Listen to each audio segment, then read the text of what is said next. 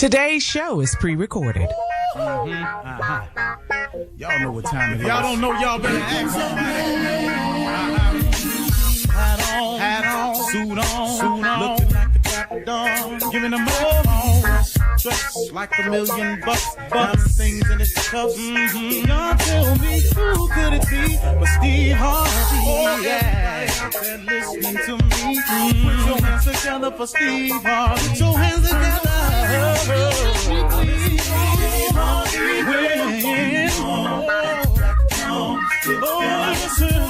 Harvey, why don't you join? Yeah. Steve Harvey, get on, y'all. Better give me some eggs right now. Steve Harvey, yeah, join me. Come with me, help me say. I'm not afraid to go on. You gotta turn it on, yeah, turn it on. Steve Harvey in the morning, y'all. You know y'all can get it on. Turn it up. Steve Harvey in the morning, y'all. Yeah. Go on. You gotta turn your radio on.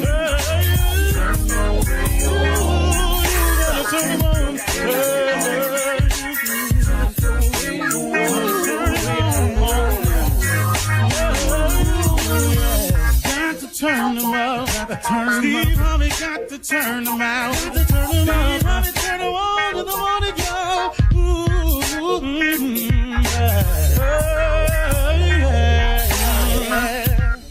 Come on, Steve. Come on. Do your thing, Big Daddy. I sure will. Good morning, everybody. You are listening to The Voice. Come on, dig me now. One and only Steve Harvey. Got a radio show. Man, got a radio show because God is in the blessing business. I just happen to be a recipient. I just happen to got a couple of things right. And man, his grace and mercy carries you the rest of the way. All you got to do is get a couple of things right, and then his grace and his mercy will take over. His favor, his love of you. It's already evident. I mean, because so many times we go along without even acknowledging him or conferring with him in our decisions, and we look up and we find ourselves in a predicament, and he always comes to the rescue. He always manages to show up. He's never too late. He's never 1 minute too late. And so in light of this today, I wanted to talk to you about something. It's another principle of success that I'd like to share with everybody this morning. And once again, these are not things that you don't know or you've never heard before. These are just reminders along the way. And one of the things you have to be conscious of is don't be afraid to change. Don't be afraid to change because change is coming anyway. See, I have a theory. Don't be afraid to change because change is coming anyway. Everything changes. Nothing remains the same. Nothing. And change is inevitable. Now, you can participate in the change or you can react to the change. Are you following me? You can participate in the change or you can react to the change. But don't be afraid to change because change is coming anyway. Now, what I mean by that is this. In participating in the change or reacting in the change, there is a difference. See, if you react to the change, that means the change has occurred and now you have to make the necessary adjustments to the change. Example. The boss walks in, you think your job is good. The boss walks in and hands you a pink slip. That right there, that's a change. Now, you didn't participate in this change because you didn't ask for the pink slip. But now you got to react to the pink slip. Whenever you have to react to the change, it's an adjustment period. It almost throws you off. So change is going to come. It always does. You can participate or you can react. Or let's say your boss comes in and hands you the pink slip and you said, you know what? I've been preparing for this day. Always knew nothing lasts forever. I've been working on the sideline on the business idea I had. And I had several other applications in around town. I was just holding off to see what was going on. So when they hand you the pink slip, the transition, the adjustment you make is a lot more smoother transition, because now you just transition into your new business idea that you've been working on, or you transition into the apps you already had in, or the contacts you made, the preparation for when the day they come in there and hand you the pink slip. Well, Steve, what if they surprise you with it? This is just one example I'm giving you. So, let's not nitpick the message. So what I'm saying to everybody is, don't be afraid to change, because change is coming anyway. So many people are stuck in a rut because of our refusal to change. I was hell bent on a certain thing going a certain way, and this is how it was going to go. Well, that I was thinking didn't really fit. Now, in my own personal experience, this may not be yours, but in my own personal experience, the things that I've had the most trouble letting go of was something I wanted. When I lined myself up with the will of God to ask God what he wanted for me, you understand, those things came a lot more easy to me. Because it was in the will of God. It was what God wanted me to do too. Okay, see, what you mean by that? Okay, here we go. When things were going wrong in relationships for me, what I did was, the biggest mistake I've ever made was, I attempted to fix what was wrong in my relationship outside of the relationship. You feel me? Okay. So I'm out there working my groove like I want to. Well, now guess what? There's a cause and effect for all of that too. Your house ain't gonna get better. It can't. And then that leaves room for some other things. And so now when the change come, guess what? I gotta react to it now. I gotta have a reaction to it. Had I lined myself up in the will of God, the transition may have gone differently. It could have still ended the relationship, but guess what? Some of the pain I was in, I ain't had to go through.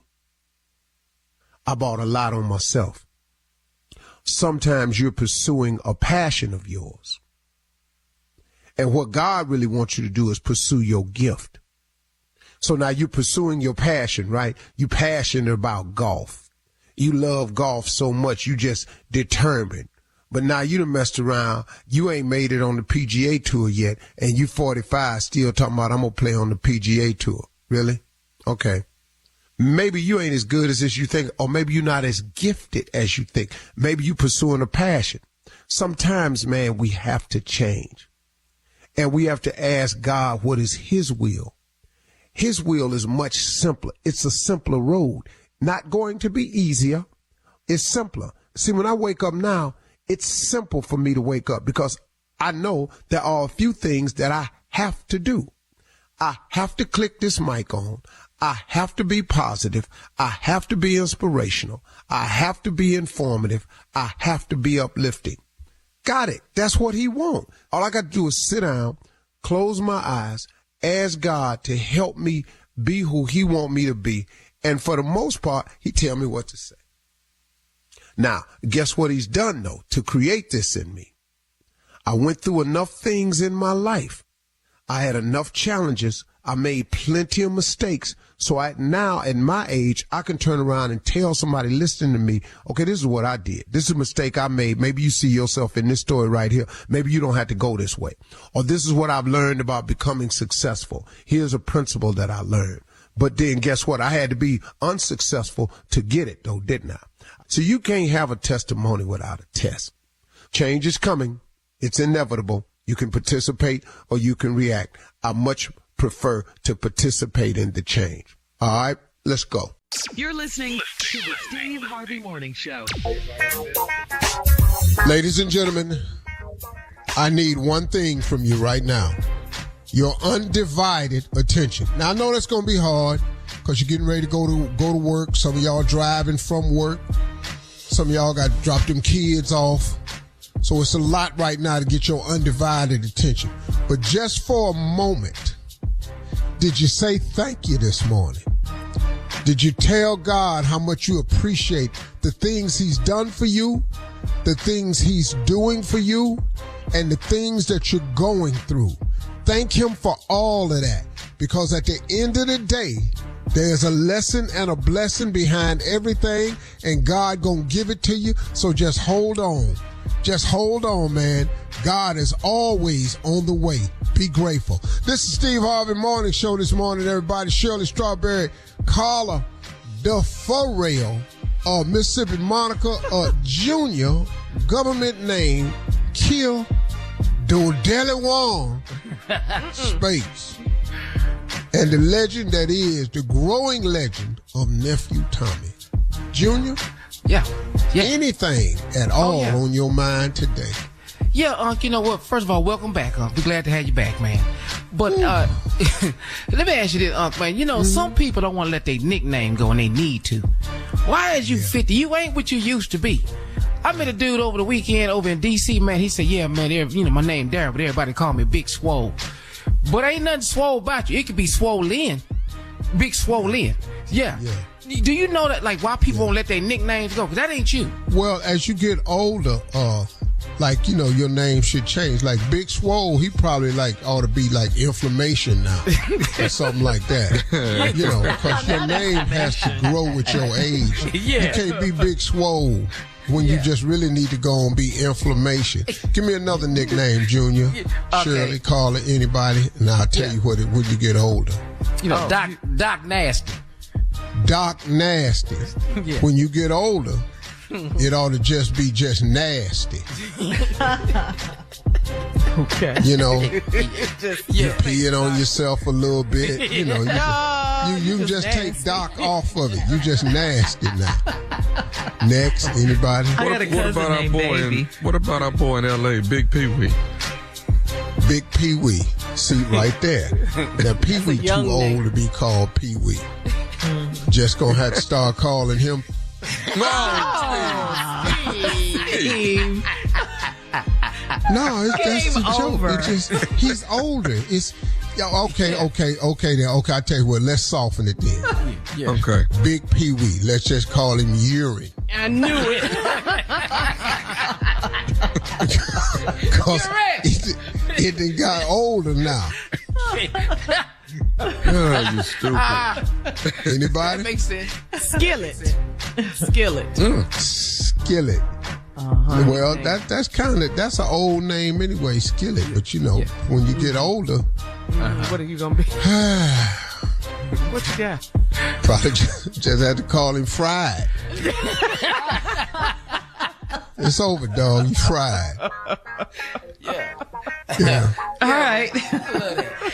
All right. Coming up in 32 minutes after the hour, we'll hear from the nephew as he runs that prank back right after this. You're listening to the Steve Harvey Morning Show. It is time now for the nephew to run that prank back. What you got for us, Neff? This is WCS. Shirley, WCS. This is Wife Correction Services. There's a lot of men out there that want to, you know, they're not going to say it, but they would definitely like to use it. Better not say it. Right. What? Wife correction. Yeah. We say what we want to say when y'all ain't right. Mm-hmm. We're not around. That's the proper place to say it. I whisper it. I make sure don't nobody hear me. Wife Correction Service. Let's go. Let's go, cat dog. Hello, I am trying to reach George, please. Who is this? My name is Marcus with WCS. Call and see if we can actually try to lend you our services. We understand that you're having a few problems and want to see if maybe WCS can bring a better life to you and you can have an exciting life better than the one you have now. Who is it? Who is WCS? We are with Wife Correctional Services, sir. WCS, what it is we take your wives for a couple weeks and we reprogram them so that it's Take my wife. Of course, you have to sign a waiver contract, but we take your wife and we reprogram them so that they will act in a fashion of what you want them to act. Oh, okay, man. Yeah, okay, whatever. See, sir, what it is that we've gotten some reports that you've been having some problems with your particular wife. And man, I ain't never heard of y'all, man. Where you located at? We're here in St. Louis, sir. Okay. And don't worry, we're totally confidential. This is not anything that's going to get out. And your names are never submitted.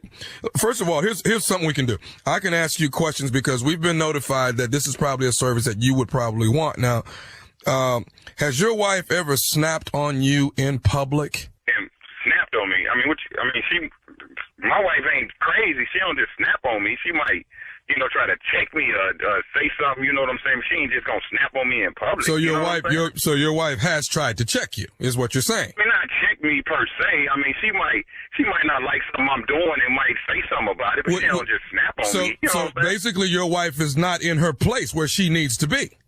Hold on. I mean, what you mean in her place? I mean, she might say something. I might be doing something, or might be with my boys and might get out of control a little bit. She might just say something at the time, but she don't just try to all out check nobody. You know what I'm saying? Okay. I'll tell you what. Let me ask you this one. Yeah. Have you ever just had some plans with your guys? We're going to go out and had to change your plans because your wife. I mean, if like I'm just talking about hanging out and I ain't let her know or something, she might. Be like, well, baby, I already had plans. Can you stay home with the boys or something? Mm-hmm. But nothing on the regular. I usually do what I want to do. Yeah, seems like denial. Okay, here's another one, sir. Denial. Well, no, just listen. Hear me out. Now, let me ask you this: has your wife, let's say back when Michael Jordan was playing basketball, did you ever miss a playoff game on television because your wife wanted to watch something else? Nah, man, we got 2 TVs in my house, man. I wish probably I don't even get down. I mean, I might have to watch the little TV. Okay. But I mean, I usually watch it on the big screen in the basement. Yeah, but you've been pushed to watching the smaller television. No, I wasn't pushed to do nothing, man. What I'm trying to tell you is, we compromise. We do 50-50 in my house. I mean, she might get the big TV to watch her stories or something, and I just have to go watch the little TV. The little TV do go out every once in a while. See, there we go. I'm cool with that, though. I'm cool with that. You're cool with that. So you're actually the one that's programmed, and you ain't nothing wrong with my wife. Ain't nothing wrong with in my family. You know what I'm saying? I understand. Well, the reason why I'm asking you these particular questions is because someone has actually let me know the problems that are at hand in your household. Let me ask you. I got one question for you. Yeah. Here's what I want to ask you: has your wife ever cussed you out at a family cookout? Hey, man, hold on, man. You know what, dog? You getting a little personal, man. Is this even legal, man? Sir, I'm here. Well, I ain't never heard of this company, man. I've never heard of you, dog. This is something new. It's definitely. What I'm saying, something new. I mean, what? Don't make me be your guinea pig. Don't start out calling me trying to get, referrals or clientele or whatever it is you trying to do, man. Don't call me with this nonsense, partner. And I completely understand that. WCS, sir, is here to benefit you. It's here to benefit. Ain't no benefit to me, man, getting all up in my personal business, wondering what's going on in my household. Okay, well, last thing I want to ask you, and this is the last question I have for you. Like I said, make this the last one, straight up. Okay.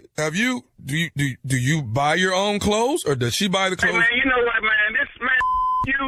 Whatever company this is, dog, don't call my house no more. And whoever put you up to this, whoever gave you my number, talking about my wife, checked me, got me under control, got me on lock, man, you tell him too. Dog, don't call me no more with this. Are you in denial? No denial, dog. Don't call my house no more. I'm gonna tell you what, George Foreman or whatever. It's Marcus. Whoever you are, George Foreman, Marcus.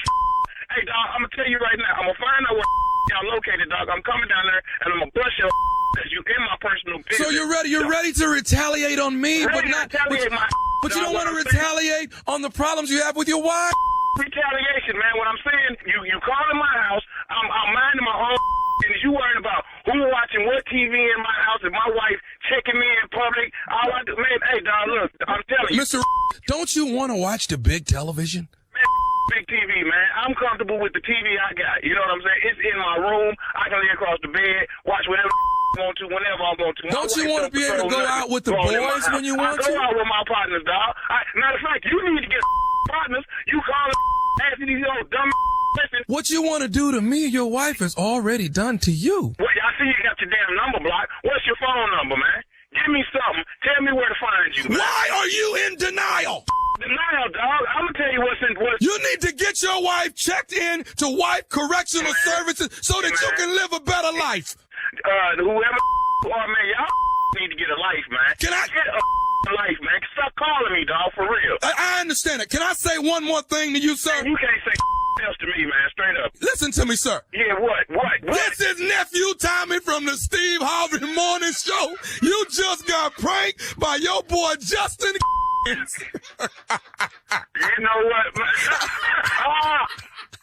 Oh no! Hey. Okay, y'all got me, man. What is the baddest radio show in the land? You already know it's you, my boy Steve Harvey, doing in the morning on the Steve Harvey Morning Show, partner. Thank you, nephew. Coming up next, it is Ask the CLO, our Chief Love Officer. You're listening to the Steve Harvey Morning Show. Coming up at the top of the hour in entertainment news, Steve Harvey and family attended the Griot Awards over the weekend. Jay-Z responded to the online debate of having lunch with him or taking $500,000. Plus, we'll talk about this year's trendy Halloween costumes. That's all coming up, but right now it is time to ask the CLO. This one's from Joy in Chicago. Joy says, I was picking out new cologne for my husband because I don't like what he wears. The girl behind the counter saw my husband's name on the Amex and asked to see my ID. She said she didn't know Ted was married, and I told Ted what she said, and he said it's no big deal. Am I reading too much into it? Why is she saying to you, I didn't know Ted was married? She might not even know Ted. This could be a totally different Ted. I mean, I don't even understand why she would say that. I didn't know Ted was married. Mm-hmm. She's acting like she knows him, though, like he buys cologne from her. Uh-huh. I'm going to tell you what I would say. What would you say, Carla? Don't worry about it. I can't say it on the radio. Yeah. Asking about my Amex, my husband's Amex. Didn't know he was married. Mm-hmm.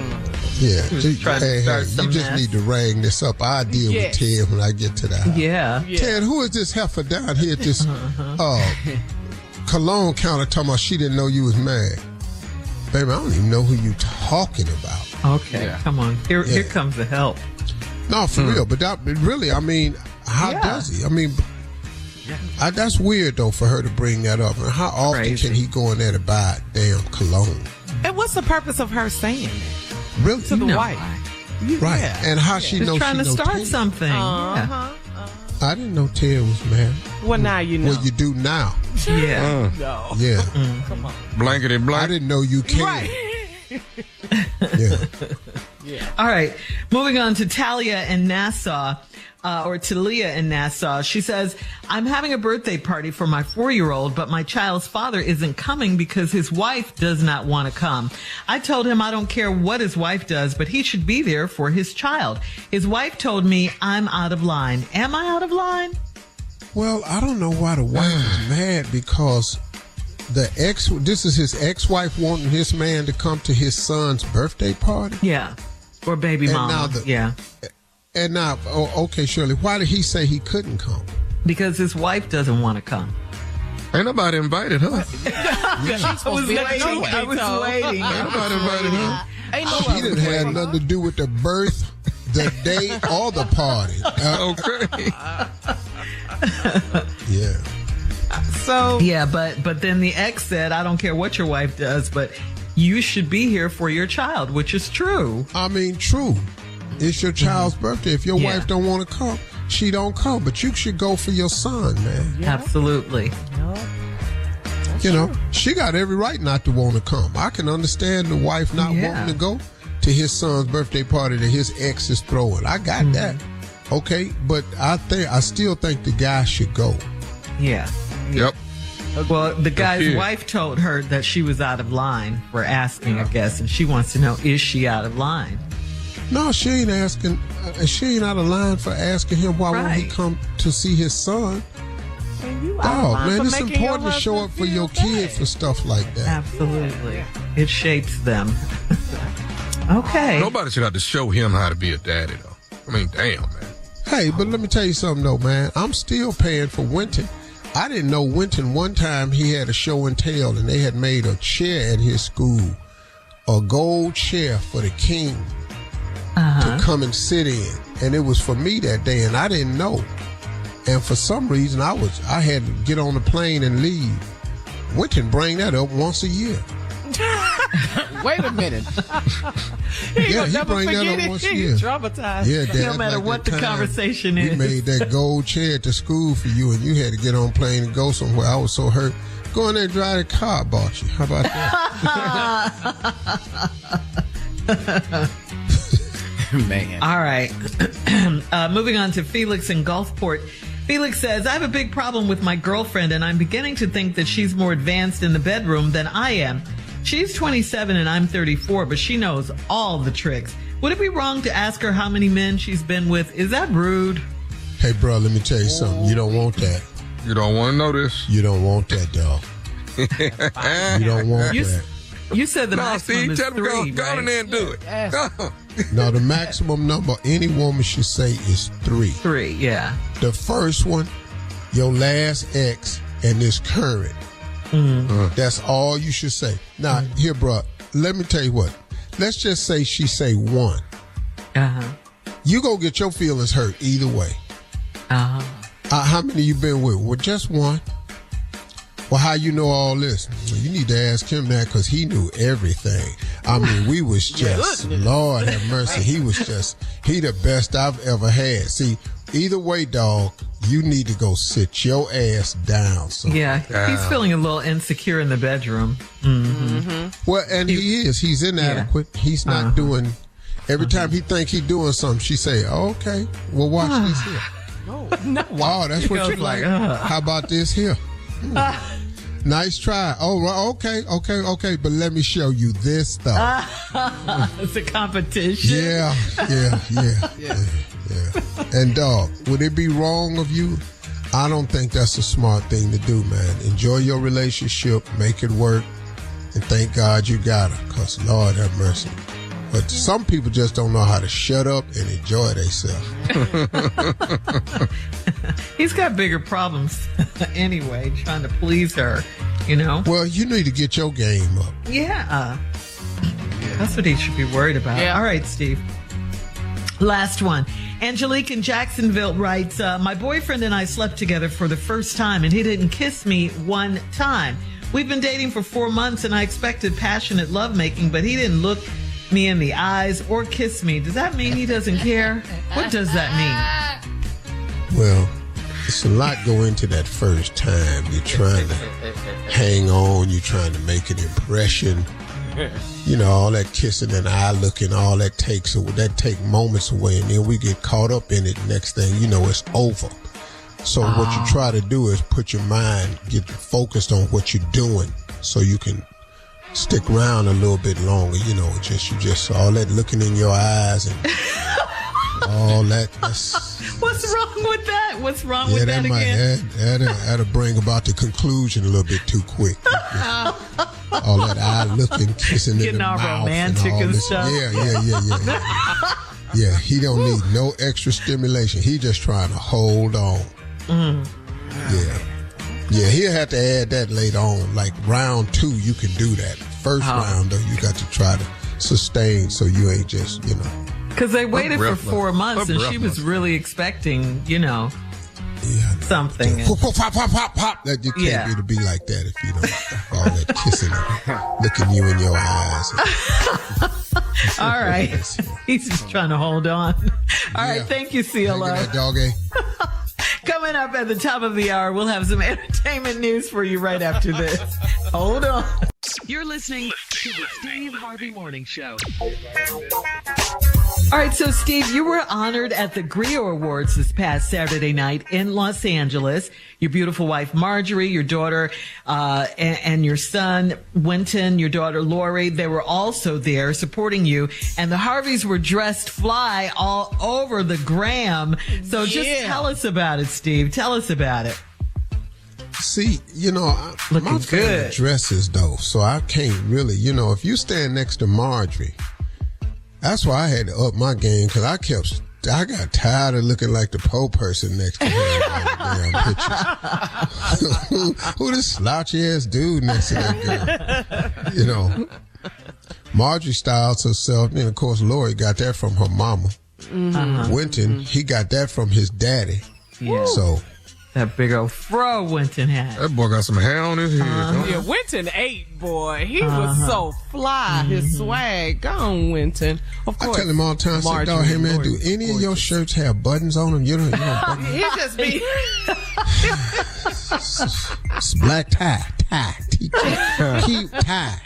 keyword, tie. I don't say nothing, no man. But it's a lot of people. It's people. Anyway, it was a great night. It doesn't air until Next month, November 25th.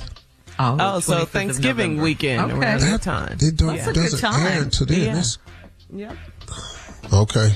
You want people to see you now. Now, I want to see it. Yeah. Hey, the game on at our house. You're not going to watch yourself. You're going to watch the Dog, game. you better cut this game on Detroit. All right. Every Thanksgiving, Detroit, yo. Well, you guys look good. How were the Griot Awards? What can you tell us?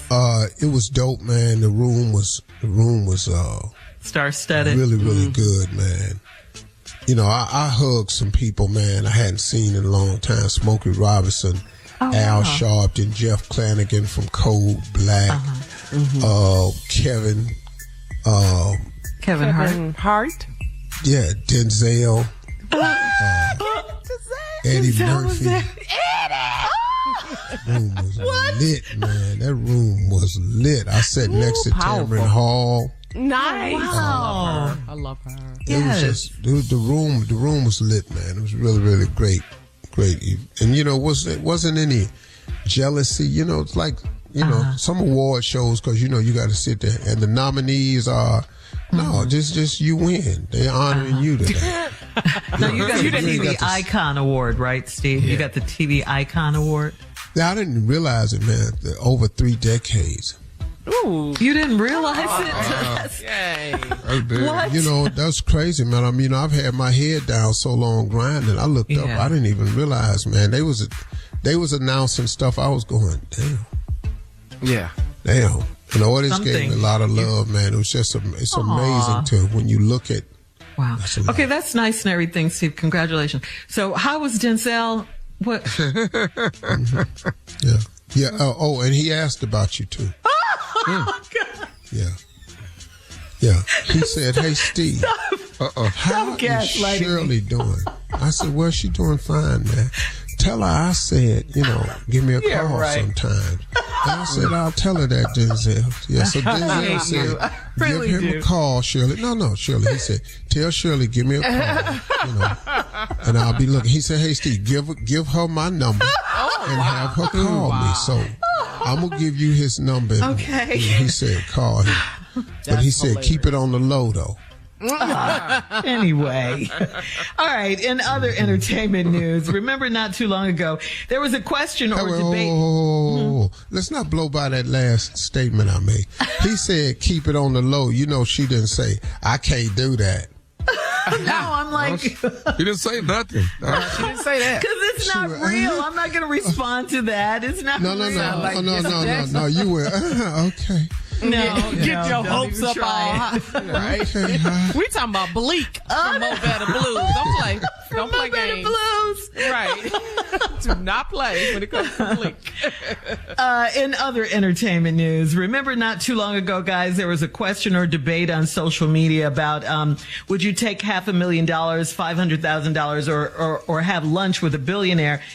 hip-hop mogul himself, Jay-Z. Remember that when that was going around? Well, recently Jay-Z sat down with Gayle King, and take a listen to his response to that question. If you had a choice between getting paid $500,000 in cash or lunch with Jay-Z, which would you choose? You gotta take the money. What I'm gonna say?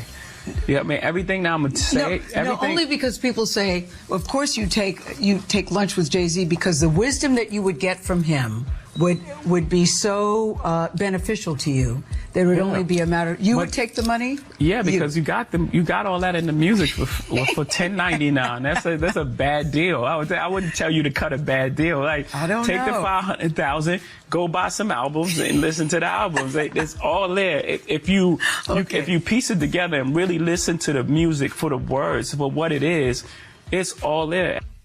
Yeah, Jay. Wow. So, Junior and Tommy, would you guys take $500,000, $500,000 in cash, or would you take a private one-on-one mentoring dinner with Uncle Steve? I'm not finna eat with no damn Steve, and I got 500 I can get.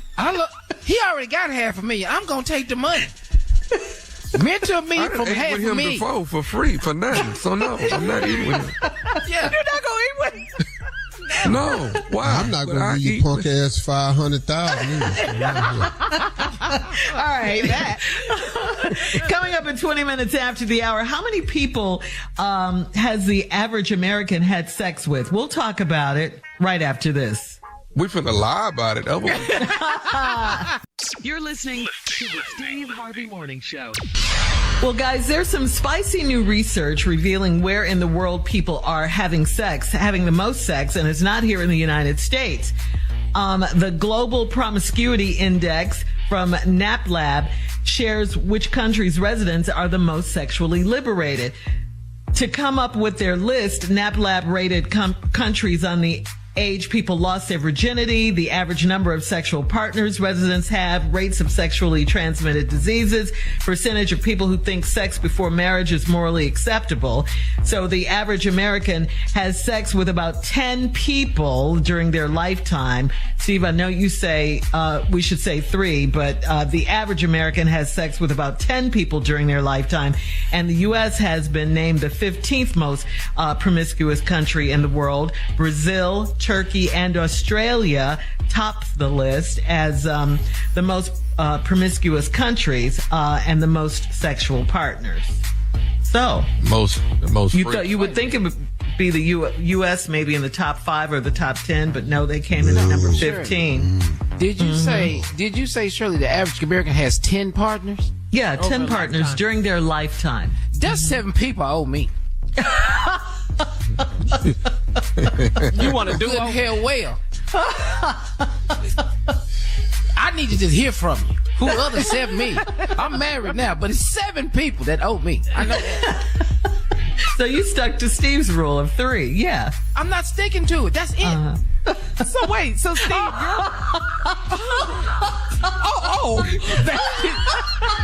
it's just coincidental? Yeah, y'all think Steve was telling y'all a rule. That's it. I need to see the other 7. Okay, that's it, Junior. Wait. All right, so what is the rule? I mean, who knew that Americans were so prudish, were such prudes? What is the rule on sharing your body count? And is it higher than the average on this survey? You're awfully quiet, sir. Tommy? I played the 5th. I've been to court before. Is it more than 3? More than 10? It's 3. It's 3. 3. It's 3. You said It's not. too They say the easily. average 3. American. I'm has below 10. average. It's 3. Steve Harvey. He with me. 3. Yeah. Why are you so quiet? Listen to this bad lying. Yup. 3. Lord have mercy. 10. Now we can't ask y'all these questions, though, can we? See? Oh, the answer is Yeah, sure you can. Oh, you can show ask me. I'm telling you right now. What's the answer, Steve? What is all that blowing about? Just breathing out hard. 10 in your life? Yes. Yeah. The average American, 10 partners in a lifetime. All right, When well, I get think to about heaven, it. When I get to heaven, we're not discussing this. I'm not talking about this. Coming up at 34 minutes after the hour, we're going to check your voicemail, Steve, at 877-29-STEVE. If we discuss this real number, we can quit talking about heaven. Right after this. You're listening to the Steve Harvey Morning Show.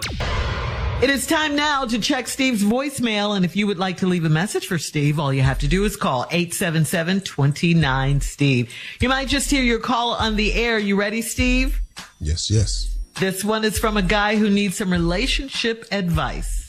Good morning, Mr. Harvey. Good morning, morning crew. If someone who you were in relationship with, either relationship ends, you constantly watching them getting blessed, and it just infuriates you how no matter what they do, they're always blessed. But, Mr. Harvey, you have shared in times past that your father would say to you, you either get over it or die mad. Isn't there some in-between stop between I can't believe they're always getting blessed and getting over it to avoid dying mad? Thanks so much. Well, that's a good question, man. You're suffering from a couple of things: envy, resentment, and then it's obviously somebody that broke up with you all, and it wasn't what you call it, mutual. And so what you're dealing with is now, okay, so how this person over here, something always good. The real reason that a lot of good stuff is happening to them is because they ain't with you no more. That's the real reason. You were blocking the blessings of this person, or that person was blocking the blessings of you, and now you getting it, and now there's a resentment. And people do it to themselves all the time in relationships. Break up with somebody else, like an old saying is, the finest woman in the world is your ex on the arms of another man. That's an old folks saying. And so people, you have that resentment, but then you got to also look at it was, if this is a person who left you who's doing extremely well, then you was the hold up. And if it's you that's doing well and they sitting in that resentment, then she was the hold up. And you just got to get over the hold up, man, because if you keep looking back at the hold up and all of that, you never look forward and get what your blessing could be, because you got a blessing in the breakup too. All breakups has a blessing for both parties. But you got to get your eyes on the windshield and get your eyes out the rearview mirror. I say that all the time. You can't drive your car looking in the rearview mirror. Stop worrying about what she got, dog. What she got, she gonna get. And she probably got it because you ain't with her no more. That's a hard one to face. Yeah, that's tough to hear. It is. Yeah. But hopefully, if somebody doing better in a new relationship than they was doing in the old relationship, it's because the new relationship is better than the old relationship. Yeah. Hey, ain't no need you now you're gonna get over that because it was you, dog. Just go on. All right, Steve, another call. This is from a longtime loyal listener of the show. Left a message about yesterday's show. Take a listen. Good morning, Steve, Tommy, Junior, Shirley, and Miss Alleged herself, Miss Carla Farrell. Listen, Steve, I've been listening to y'all for a long time. So many years that I can't even remember when I first started listening to y'all. But let me tell you this here. For a long time, the funniest thing I ever heard on your show was the story you tell about when you was at that gal's house in the bathroom and you messed up all her towels. But boy, that damn nephew of yours, boy, let me tell you, listen, him, when this fool told the story about how you used to feed him hot dog water and call it soup from the time he was 5 to the time he was 12. And when he found out at 12 that it wasn't, when this fool say he went to the party with the kids and they was eating hot dogs, and he asked that little white boy, what y'all gonna do with the soup? Boy, I like to wreck my truck, this big T out of Columbia, South Carolina, drive these trucks up and down this highway. Boy, Tommy almost caused a major accident in Tennessee when he told that story right there. But hey, I love what y'all do. Keep on doing what y'all do, but y'all make my morning. God bless y'all, and I love you. Oh yeah, welcome he is a back, loyal Steve. listener too. Yeah. Them is two favorite stories. That's good, man. Yeah, that's good. That's like them prank phone calls. That damn Lester sitting on the edge of that bed, Raymond in the closet. Yeah. Those are classic. But Tommy talked about the hot dogs yesterday. He's still kind of traumatized about the hot dog soup. Yeah. Well, it's all right, though. You know, he didn't need no hot. I needed both of them hot dogs, so. All right. Wrong all my life. Speaking of the nephew, coming up next, the prank phone call right after this. You're listening to the Steve Harvey Morning Show.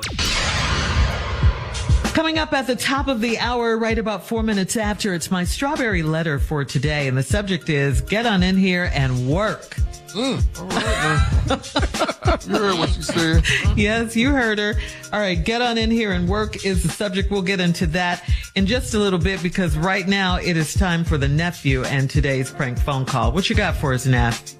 This right here, Shirley, is conference call. Conference calls. We finna get quite a few people on the line. And guess what? I'm finna fire everybody. Conference Everybody? call. Hey. Ain't no sense in keeping nobody. Conference call. What? Hello, this is Hannah. Hi there, this is Frank checking in. Hey, David here on the line. Hey guys, how's it going? Fine. What's up? Hey, how's it going? I think we're waiting for one other person. Guess I'll dial in a second. Hello, Yep, you know this is Sherman. Sherman Davis, General Manager's Assistant. How you guys doing? Everybody here? Hey, Sherman. Yeah. Hi. Doing fine. Hello, Sherman. All right, guys. Let me make sure we got everybody here. Is Hannah here? Yep, Hannah's here. How's it going? All right. Frank? Yep, I'm on the line. Thank you. All right. Good. And David? Yep. Hey, Sherman. I'm here. All right, my man. Good deal. All right. Got some news for you guys. I need you guys to just bear with me for a second. I'm getting all the paperwork in. My assistant, Cynthia, is here. So you guys just give me a second. I'm going to put you guys on hold for a second, and I'll be back probably less than 30 seconds, okay? All right, no problem. Will do. Thank you. Cynthia, can you bring me all of the stuff on these three guys? I mean, today is supposed to be, they're on hold right now, but today's the day that we're giving them their severance packages and letting them go. And they'll be out of here probably by tomorrow morning. They're clearing their things out. They don't know it yet, but we're going to at least give them their severance packages today. Okay? You know, they put it on my shoulders to break the bad news. Somebody's got to do it, so it's my job today. All right. So bring it to me and get it in here as soon as possible so I can hurry and get past this conference call. All right. Hello? Did you guys? All right, guys. Excuse me. Yes. Excuse Hello? me? Hey, Sherman? Hello? Yeah, I'm here, guys. Yeah, you never put us on hold? No. Sherman. So are you about to fire us right now? What are you talking Wait a about, minute. Sherman? Okay, hang on, guys. What's going on? What are you guys talking about? We're asking you what's going on. We just heard you didn't put us on hold. We just heard all that. Yes. Severance package is what I heard. I heard you're letting us go. Oh, my God. Sherman? Maybe you were talking about some other people, but we just heard. Hey guys, hang on. Everybody, just calm down. Just give me a second here. Hang on. Let me. I'll be right back. Hang on. Hello. Hey, what is going on? Did we hear that? Okay. You all heard the same thing? I don't know what heard that. I don't know what he's talking about. Cynthia, is this the whole button here? This is it? There we go. They f***ing heard everything. No, they sit f***ing asking me right now. I'm doing what he's telling me to do. These three are supposed to be let go by the end of the day.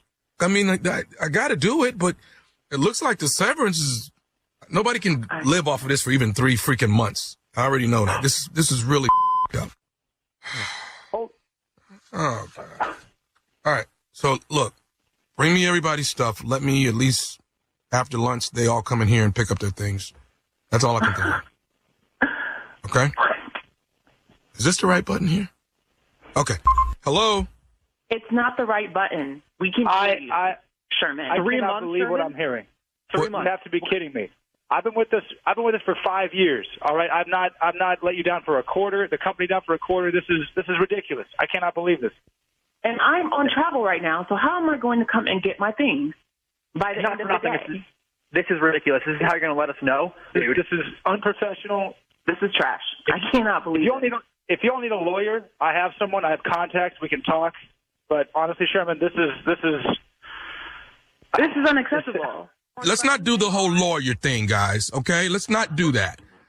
All right. Now, people get let go from companies. People get let go all the time, and you guys know this. This is let go on a conference call with other people. What are you? This is ridiculous. You're giving up personal business. Yes, that's true. You're giving personal business to another. Exactly. It's not on hold. Yeah, you cannot be doing this. Yeah, email me that lawyer's number for sure. Yes, yeah, I will. I will. I got you on it too, David. Thank you. I didn't try for you guys to learn it this way. All right. Okay. Let's just say I'm not good at the conference button. And I don't know how to put any dots. Yeah, you're not good at the conference call. You're not good at any of this. This is not a good message. This is not appropriate professional messaging. In fact, this is. I'm mortified. I cannot believe this. I put 5 years of my life in this company. This is beside the point. We're three of your best employees. No, it is. Hannah's absolutely right. It is illegal. This is illegal. Yep. I will. I'm writing this down. Wait. Come on. Hey. I'm recording call now. Dude, what do you mean you're recording it? What are you recording it for? What? Yes. I'm letting you know. Legally, I can let you know. I'm recording this call. Can you send me that recording, David? I will do it. Listen, I don't consent on being recorded. I want that known now. Well, that's on not being on hold, Sherman. Exactly. Okay. Can I ask you guys something? Are you familiar with your coworker named Barry Dillard? Yes. You don't have to answer that. Oh, Barry fired too? How are you going to tell him? Let me tell you what's going on. Barry told me to call you. This is Nephew Tommy from the Steve Harvey Morning Show. All three of y'all just got pranked by your coworker, Barry Dillard. Are you kidding me? Oh, my God. I'm about to have a heart attack. Oh my God! Can you kill a coworker? This is probably recorded now, isn't this? Oh my God! Hey y'all, nobody has lost their job. Hannah, Frank, David, nobody has lost their job. But your coworker Barry Dillard got me the prank phone call. Y'all right? So everybody's got their job. We good. Oh my goodness! We're gonna have to get Barry back. Wow! Oh my God. Wow. Okay. I'm good. I'm good now. I'm good. Y'all got to tell me this. What is the baddest radio show in the land? Let me hear it. Clearly, it's Steve Harvey Morning. Steve Harvey Show. And you, Nephew Tommy. Oh, man. We're on the Steve Harvey Show. Well, there you have it. No need for any praise and worship. I don't need it today. I don't need it today. You taking a day off from that? Yeah, I don't need it today. You know, I'm only on Mondays. I kind of need it to get myself going, but I'm all right. Yeah. I'm all right. And you know why I'm all right? Because guess what? I'm damn near sold out. Birmingham, Alabama, baby. Stardome. Nephew there this weekend. Magic City Classic. Friday, Saturday, Sunday. Got a few tickets left, but that boy doing real good. Yes, he is. And laying in the cut. What I got laying in the cut? I got Syracuse, New York. Funny Bone. That's Friday and Saturday, November 10th and 11th. That's what's laying in the cut. Also in the cut, 17th and 18th of November, I will be in Virginia Beach, baby. Virginia Beach. Man. Yes, sir. Syracuse, New York, Funny Bone. My very first traveling gig, I was in the car with 6 comedians from Cleveland to Syracuse, New York. Wise guys. Driving? Yeah. It was wasn't that far, Syracuse, New York. Wise guys. How far? I don't even know. It was 6 of us in the car. Dog, what kind of car y'all was in? What y'all was in? Y'all had to put bags in it, right? Where your luggage at? Yeah. Dog, we going up and do this show and come back. What you talking about bags? Oh. Same day? No hotel or nothing? Dog, 1985? Hotel. The car was their hotel. You mean, man, I need room service. I need all kind of stuff. Yo, 6 people. By the time everybody drive a little bit, we be back. Just keep pushing. Huh? Yeah, this car got to keep moving. Yes. Yeah, you can sleep when it ain't your turn. Right. Wow. All right. Thank you, nephew. Coming up next, Strawberry Letter for today. The subject is get on in here and work. We'll get into that right after this. Work. You're listening to the Steve Harvey Morning Show. It is time now for today's Strawberry Letter. And if you need advice on relationships, dating, work, sex, parenting, and more, please submit your Strawberry Letter to SteveHarveyFM.com and click Submit Strawberry Letter. We could be reading your letter live on the air, just like we're going to read this one right here, right now. And you never know, it could be yours. It could be yours. Buckle up and hold on tight. We got it for you. Here it is. Strawberry Letter. Thank you, nephew. Subject, get on in here and work. Dear Steve and Shirley, I recently moved to the big city and I was hired on the spot by this dirty old man that I ended up having sex with. He's married and he has a girlfriend on the side, and then he has me. I've been working under him for only 3 months and I have already been promoted. So my coworkers are wondering if I am sleeping with this man. I mentioned it to him, so now he treats me like crap in front of everyone. He yells stuff like, get on in here and work, while I'm out having a cigarette behind the building.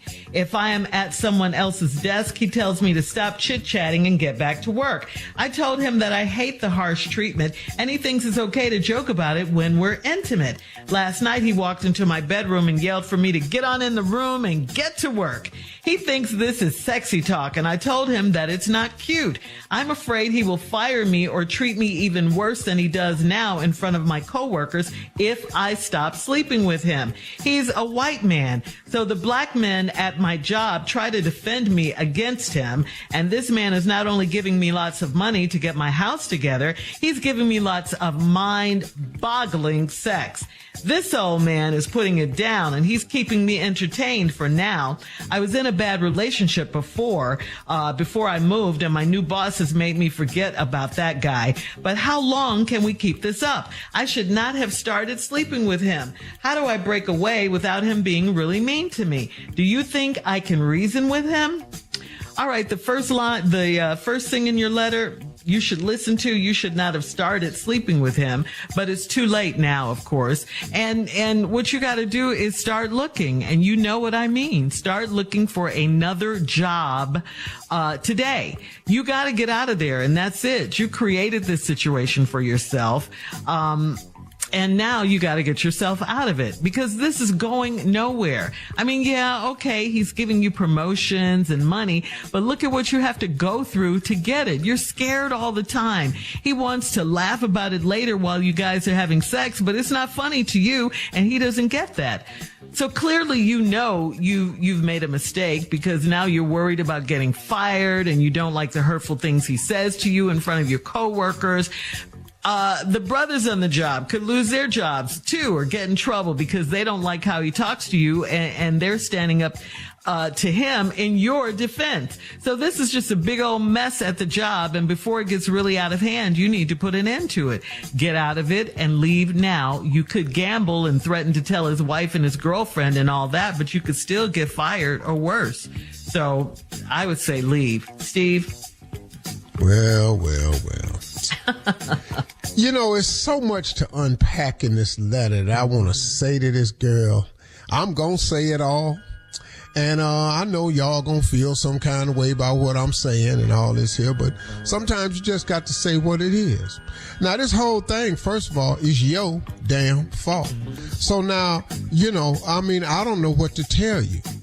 You said, dear Steve and Shirley, I moved to the big city. Now, right here, the little country ass girl, and took her ass where you go. Oh, you done went up to Charlotte now, huh? Oh, you was down in White Sulphur. Now you done moved on up to Charlotte. Oh, you was down there in Apple Creek. Now you done moved up to Richmond. Ooh, that big city now. Oh yeah, your ass was down in Peachtree Corners.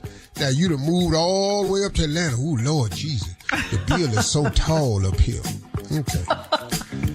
I was hired on the spot by this dirty old man that I ended up having sex with. Wait a minute, what? Yeah. Wait a minute, you're rushing through this letter. What was you left out so much? You moved from this big city. You met this dirty old man that you ended up having sex with. Okay. Your self-esteem is low. He's married. He got a girlfriend on the side, and he got me. Damn. You signed up for that, huh? All right. I've been working under him for only 3 months, and I've already been promoted. So my coworkers are wondering if I'm sleeping with this man. I mentioned it to him, so now he treats me like crap in front of everybody. He yells stuff like, "Get on in here and get to work." No, wait, hold up. Wrong dude. "Hey, get in here. Get to work." Okay. That's your wife. Crying out loud. While I'm out having a cigarette behind the building, if I'm at somebody else's desk, he'll yell at me to stop chit-chatting and get back to work. "Hey, stop all of that chitter-chatting." "Hey, we're here to work, guys." I've told him that I hate the harsh treatment, and he thinks it's okay to joke about it when we're intimate. Last night, he walked into my bedroom and yelled for me to get on in this room and get to work. Damn, sister. With the white man? You don't feel no kind of way about that? You done forgot about the history? Oh, so you just, okay. What? Damn, so why don't you just put on a long apron, put some dirt on your feet, and go on in there? Why don't you wrap your head? Why don't you go in there and look like you're on a syrup bottle? Why don't you just do that? Because that's where we at right now with me. All right. I want to say that. I will continue some more. We're going down a dark path when we come back, y'all. We'll be right back with more ignorance right after this. You're listening to the Steve Harvey Morning Show. All right, come on, Steve. Let's recap today's Strawberry Letter. The subject is get on in here and work. Now, I didn't know all this, but this woman right here moved up to a big city. Mm-hmm. She met this dirty old man that hired her, and she ended up having sex with him. That's how the letter started. She just jumped too many steps, but she got low self-esteem all through this letter. And so then she told him that they having sex together. Now, get a load of this. He's married. He got a girlfriend on the side, and he got me. I've been working under him for 3 months already, and you got a promotion. So the coworkers are wondering if I'm sleeping with this man. I mentioned it to him, so now he treats me like crap in front of everybody. He yells out stuff like, "Get on in here and get to work." See, that's how I imagine him saying, "Get on in here and get to work." But if I'm out having a cigarette behind the building, if I'm at somebody else's desk, he yell, "Stop all that chit-chat and get on back to work."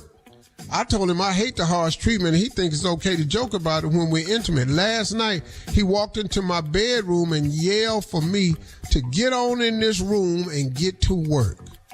He thinks this is sexy talk, and I told him it's not cute. I'm afraid that he will fire me or treat me even worse than he does now in front of my coworkers if I stop sleeping with him. Then she dropped this jewel. He's a white man. Now you got to change your accent. Yeah, see. So now they get on in here and get to work. That take on a whole new meaning now, don't it? I said, get on in here and get to work now. Oh, okay. So we done went that far back. So you done moved up to the big city, then took this slave ass mentality you got on up to the big city with you. Now he talking to you like they used to happen in the past, and you still doing it, and now you afraid of him? He thinks it's sexy no, that's what he want to do. Oh, see, he got you, so now he in it. Now, you want to be talk harsh too? Oh, nah, it's funny to him. Get on in here and get to work. That's right up his alley. That's right up his alley. He doing it just like his great-grandfather did. Oh, yeah. Oh, he right up your alley. This man, and then you said he's a white man, so the black men at your job try to defend me against him. This man is not only giving me lots of money to get my house together, he give me lots of mind-boggling sex. You know what I think? I think you don't know what a good man is. You don't know what a big city is. You don't know what a side piece is, and you don't know what good sex is. That's what I think. I just think you've been struggling with low self-esteem in every area of your life. But now this old man is putting it down, and he keeps me entertained for now. I was in a bad relationship before I moved. See right there. You was in a bad relationship. Now you done got in this relationship, and it appears to be cool. Man, how bad was the relationship you was in? Ooh. And now, but how long can we keep this up? My new boss has made me forget about that guy. Wait, whoa. Your new boss who treats you this way, that made you forget about that guy? Man, what the hell did that dude do? See, you done went from a bad relationship to a badder relationship, but it looks better to you somehow. Lady, you need to pump the brakes. But how long can we keep this up? I should never have started sleeping with him. How do I break away without him being really mean to me? Do you think I can reason with him? Hell yeah. Wait a minute. You just said he was married. You just said he's your boss. You just said he got a girlfriend and he got you. Do you think I can reason with him? No, you can't reason with him. But HR can. Come on. EEOC can. Facebook can. See, all this stuff right here, you got way too much. How you letting a married dude buffalo you around, mistreat you, and talk crazy you? Do you think I can reason with him? No, but his wife can. You got too many bullets in your gun, and you act like you ain't got no bullets. You got bullets in your gun. Matter of fact, your revolver is loaded. HR, equal opportunity, Facebook, your new lawyer, your wife, your cell phone, a picture. Take a picture of your furniture. When he give you money, lay it on the bed, take a picture of it, lay next to the picture, and then take a picture of him. What you talking about? You ain't got to take none of this. Girl, you can get treated any kind of way you want to right now. You got leverage. But stop acting like a damn victim and stop doing stuff to get yourself in a victim position, because you play the role of victim and too well. You got too much advantage. Man, I wish somebody would. HR, EEOC, his wife, Facebook, your new lawyer, and your cell phone. And he'll be able to treat you any kind of way you want to. All right. Thank you, Steve. Post your comments on today's Strawberry Letter at Steve Harvey FM on Instagram and Facebook, and check out the Strawberry Letter podcast on the free iHeartRadio app. Free never sounded so good. Download it today. Now, coming up next, it is Junior with Sports Talk right after this. You're listening to the Steve Harvey Morning Show. Junior is here with Sports Talk. What you got, Junior?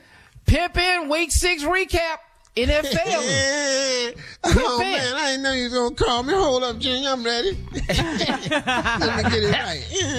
What's happening? Now, Pimpin', this was not the worst week, Pimpin'. You said it was going to be your worst week. It wasn't, Pimpin'. It was not your worst week. No, well, go ahead. Let's find out. Here we go, man. The Jaguars over the Saints, man. 31-24. I told y'all everybody have it, but y'all wouldn't listen to me. The Browns over the Colts, 39-38. I told y'all. Here we go. Patriots lose to the Bills lose to the Patriots, man. You picked the Bills. Thank you, Junior. Yeah, I know, Pimpin'.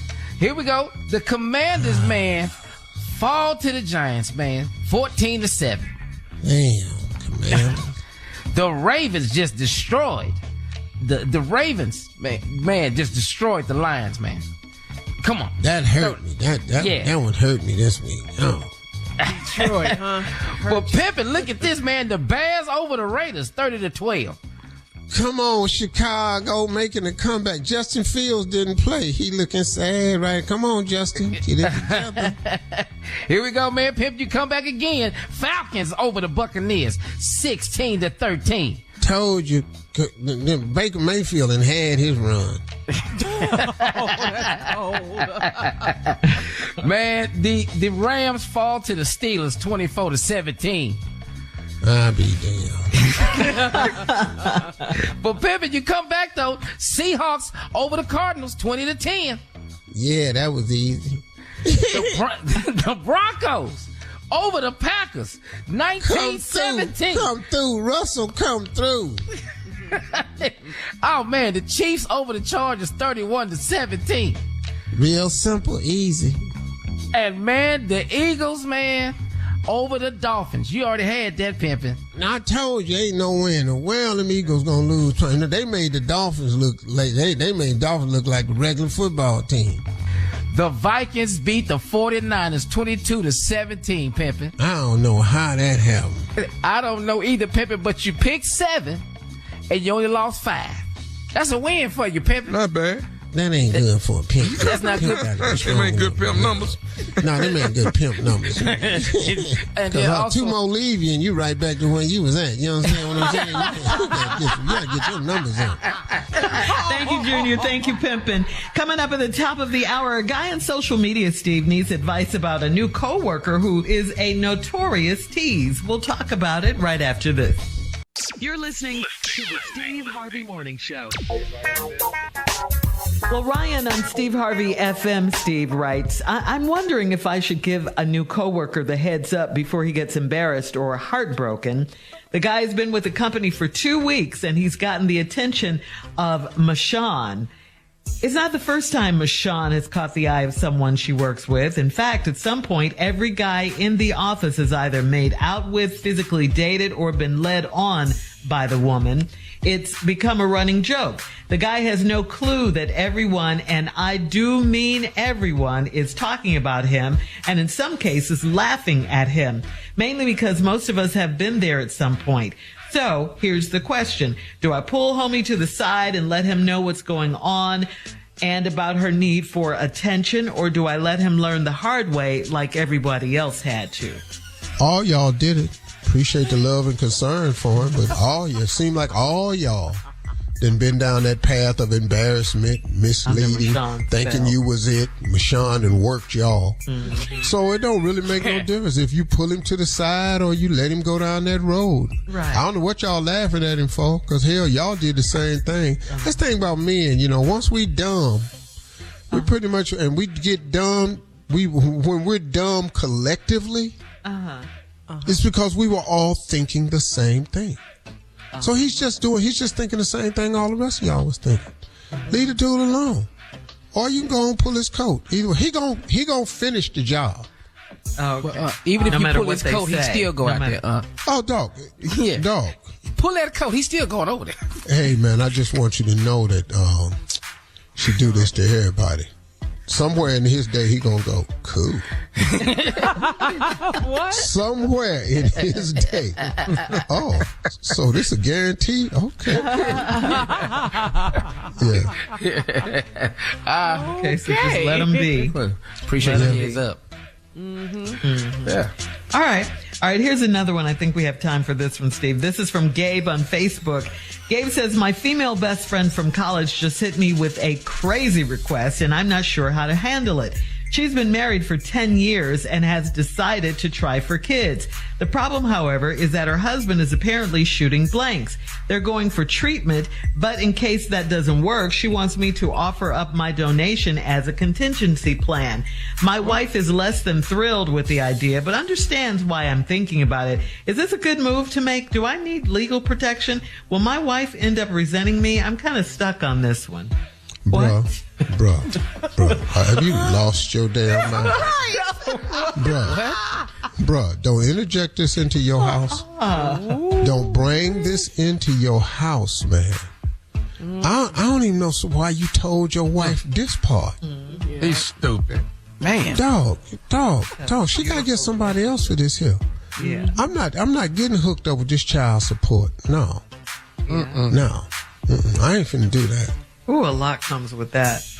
You see, that... Trying to go half on a baby?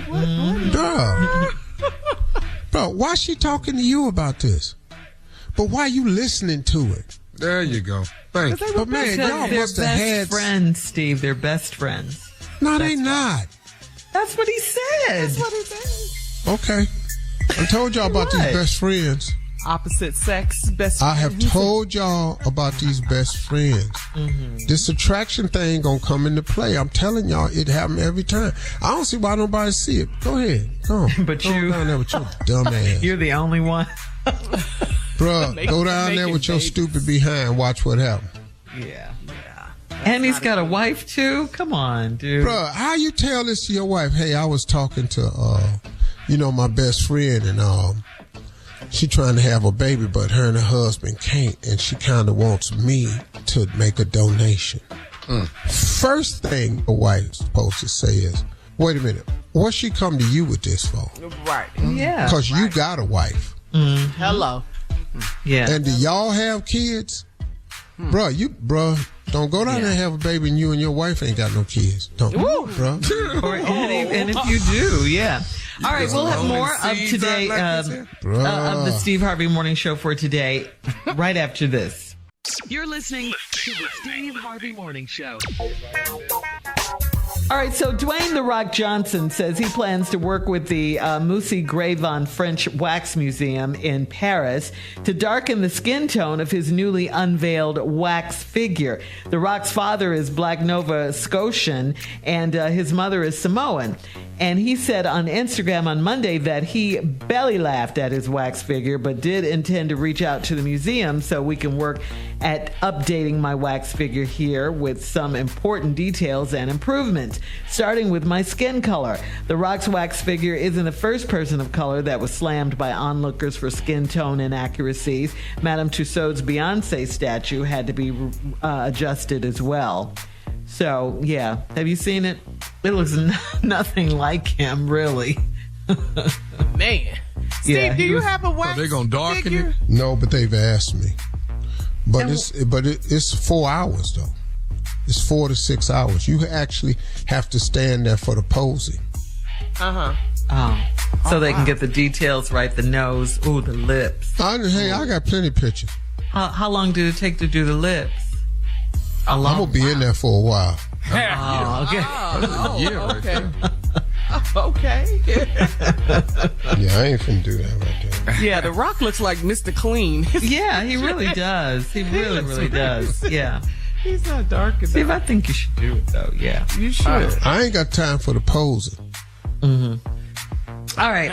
Coming up at 33 minutes after the hour, we'll play a round of Would You Rather right after this.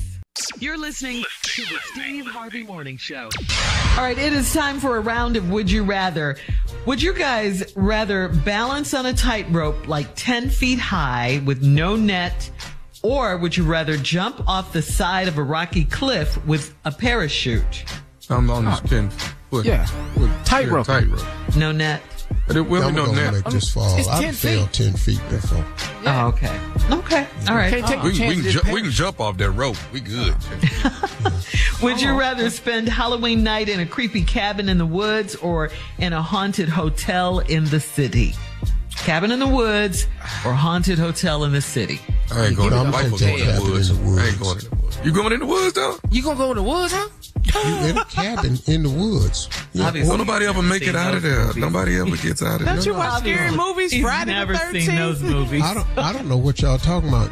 All you gotta do is just not take your ass outside. Spend the night in the cabin. Wait till What y'all morning. outside for? Collecting firewood, going to get creek water and stuff like that. I'm gonna go out here and pick some of these walnuts up off the ground. What is you out there for?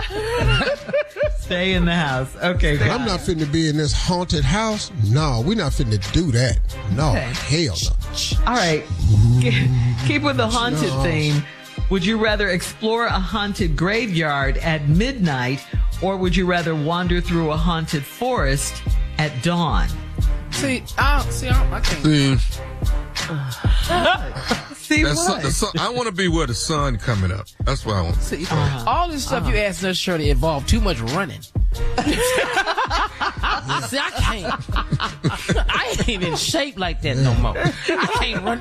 Ghost just go catch me because I gave up. I got to be full blast through that forest or cemetery. I be to kill myself running up into one of them trees. All right. If you played in the NFL, would you rather only play in the first 3 quarters, or would you only play in the 4th quarter? First 3. I don't need to be on that 4th one. They actually making up for what I did in the first 3. And I know I didn't make the whole damn game. Hey, Tommy. Hey, man. Dude, that's the reason we ain't in the 4th quarter. We did them first 3. Get your ass on this bench. Harvey, where you think you're going? Play the 4th quarter, coach. You the reason we losing by 30. Get your ass back over here. About 30? Wow. NFL is a special All right, would you place, rather man. have sex with one person for the rest of your life, or multiple people, but in only one position? I'm not following. I'm just one person the rest of my life. I'm with the one person for the rest of my life. Absolutely. I don't even know why you asked me. All I ask is one person the rest of our life. One person. That's it. Okay. You know what? And baby, no way Shirley in asked that hell question. I want to have sex with no one. The game else. guy. All right, thank you. That's today's round of Would You Rather. You ask us every week. Coming up at 49 minutes after the hour, it's our last break of the day, and we'll close out the show with the one and only Steve Harvey right after this. You're listening to the Steve Harvey Morning Show. All right, guys, here we are, our last break of the day on this Tuesday. It's been a good day. Real good day. Welcome back, Steve. Yes. Good to be back. Man, a lot of flying, man. Wow. That's the most flying I've done over a 3-day period ever. Wow. I've had But you made it back safely. back to back. But I mean, the time difference I flew was 11-hour time difference. So you jet lagged a little bit? Between where I went to LA. I don't even know, because I can't even. But being on a plane with that much cabin pressure, man, that's not very healthy, I don't think. I just don't. And it was like tough because I had to fly 16 hours to Los Angeles, and then I had to fly 17 hours back.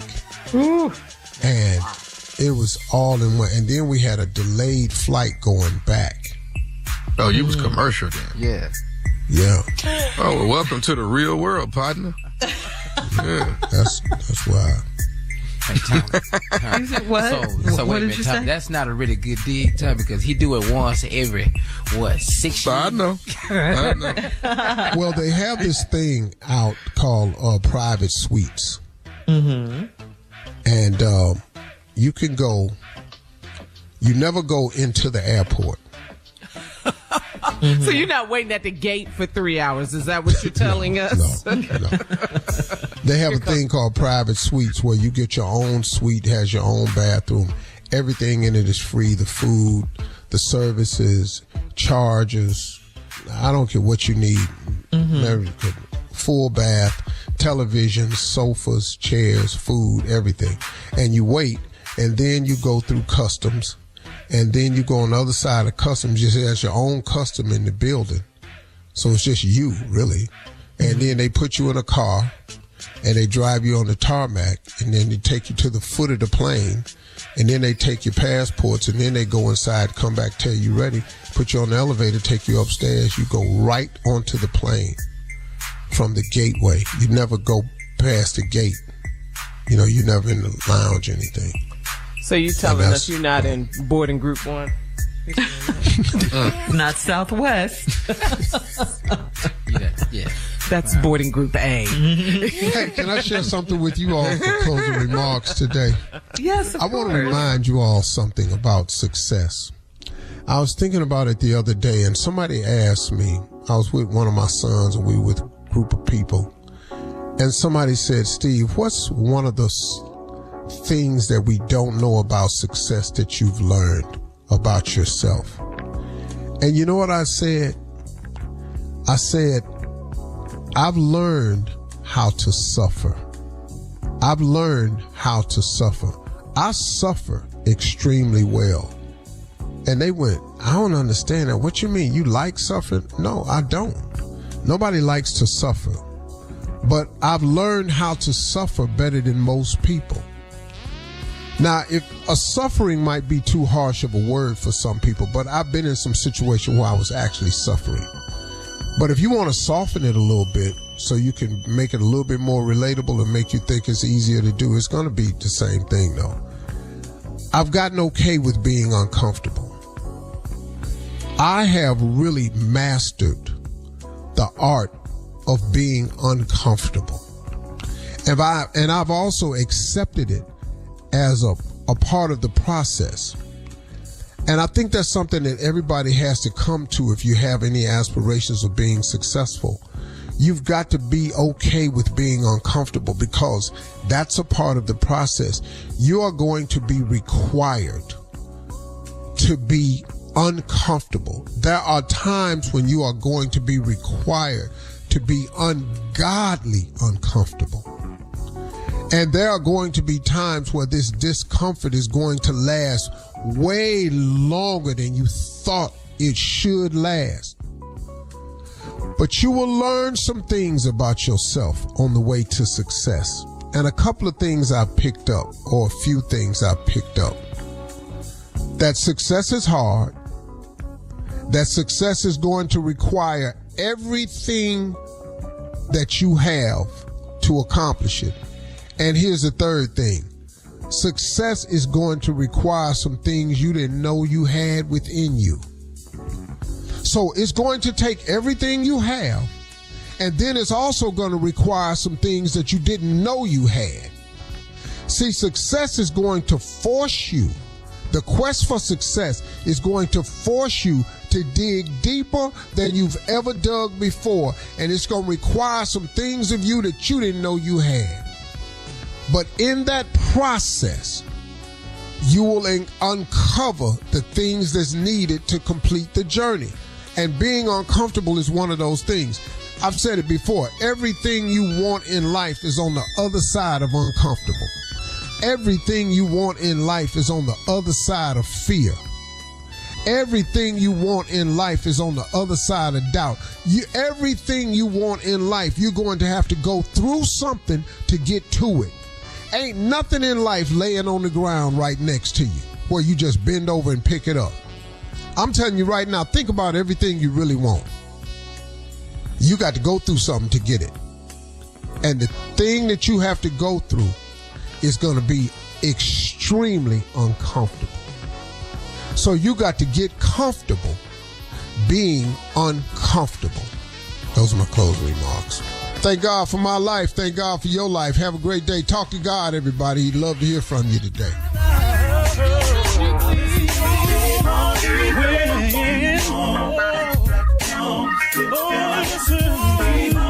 For all Steve Harvey contests, no purchase necessary, void where prohibited. Participants must be legal U.S. residents at least 18 years old unless otherwise stated. For complete contest rules, visit SteveHarveyFM.com. You're listening to the Steve Harvey Morning Show.